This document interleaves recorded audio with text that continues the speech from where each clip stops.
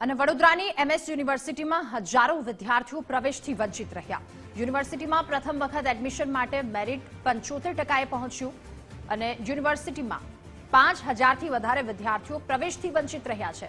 ખાનગી યુનિવર્સિટીમાં પ્રવેશ મેળવવા માટે વિદ્યાર્થીઓ મજબૂર બન્યા ત્યારે કમાટીબાગ બેન્ડ સ્ટેન્ડ ખાતે હિતરક્ષક સમિતિના નેજા હેઠળ એક બેઠક થઈ।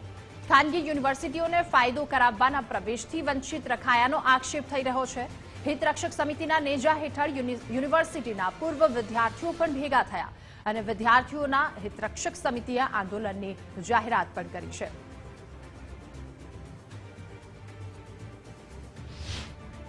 मैं अहीं आगळ कॉमर्स फेकल्टी में बीकॉम ऑनर्स माटे एप्लाय कर्युं हतुं बट आज जनरल केटेगरी वाळा माटे 75 पर कट ऑफ मूकी देवामां आव्युं छे। लोकल विद्यार्थीओ अने जे जनरल केटेगरी वाळा माटे तो बहु ज कॉमन एक्ट प्रॉब्लम ऊभा कर्या छे कारण के જ્યારે પાસ્ટમાં અહીંયા આગળ 45% એડમિશન મળતા હતા જનરલ કેટેગરીવાળાને આજે 71 હોવા છતાં બી અમને જનરલવાળાને નથી મળી રહ્યું એડમિશન।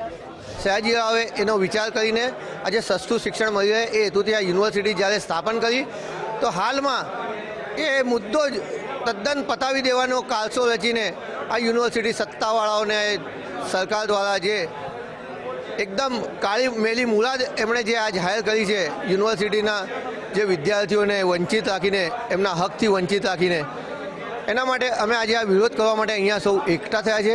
આજે 75% જેવા વિદ્યાર્થીઓ 75% માર્ક્સ લાવ્યા પછી વિદ્યાર્થીને એડમિશન ના મળે એ બહુ ગંભીર બાબત કહેવાય, બહુ શરમજનક બાબત કહેવાય। યુનિવર્સિટીએ 5000 એડમિશન અટકાવી દીધા છે। આનાથી સાફ સાફ તમે જોઈ શકો છો કે યુનિવર્સિટી ક્યાંક ને ક્યાંક આજુબાજુની યુનિવર્સિટીને ફાયદો પહોંચાડી રહી છે કારણ કે મહારાજા સયાજીરાવ યુનિવર્સિટી એ વડોદરાના વિદ્યાર્થીઓ માટે વડોદરાના રાજાએ આપેલી ભેટ છે પણ આજે તમે 5000 સીટે એડમિશન એને અટકાવી દો એનાથી મોટી શરમજનક કોઈ વાત નથી। આનું સીધું એક કારણ છે કે આજુબાજુની યુનિવર્સિટીને તે ક્યાંક ને ક્યાંક ફાયદો પહોંચાડવાનો ઈચ્છી રહ્યા છે, ક્યાંક ને ક્યાંક પૈસાનો વહેવટ છે।